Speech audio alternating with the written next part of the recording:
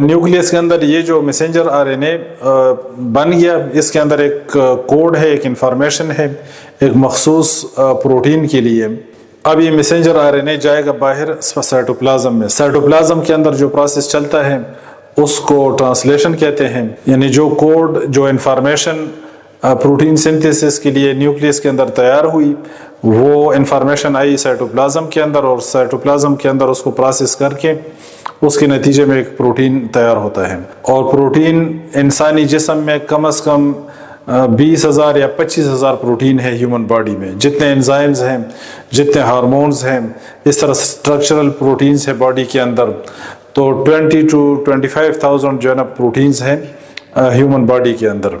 और इसमें आप गौर करें कि ये चीज़ें चल रही हैं माइक्रोस्कोपिक लेवल पे, सेल के अंदर, न्यूक्लियस के अंदर और साइटोप्लाज्म के अंदर, और ये सारी चीज़ें अपने अपने काम में, अपने अपने फंक्शन में किस तरह मसरूफ़ हैं कि डीएनए अपना काम चला रहा है, जीन का अपना काम है, और आरएनए पॉलीमरेज का अपना काम है, और ये सारे प्रोसेस चल रहे हैं माइक्रोस्कोपिक लेवल पे। अभी हम ट्रांसलेशन को डिस्कस करेंगे, तो उसमें आप और फिक्र करें।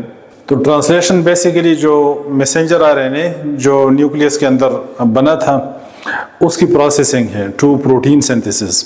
जब इसकी प्रोसेसिंग होती है तो उसके नतीजे में प्रोटीन्स बनते हैं, और ट्रांसलेशन का ये प्रोसेस चलता है साइटोप्लाज्म के अंदर। मैसेंजर आरएनए जाके अटैच होता है राइबोसोम के अंदर।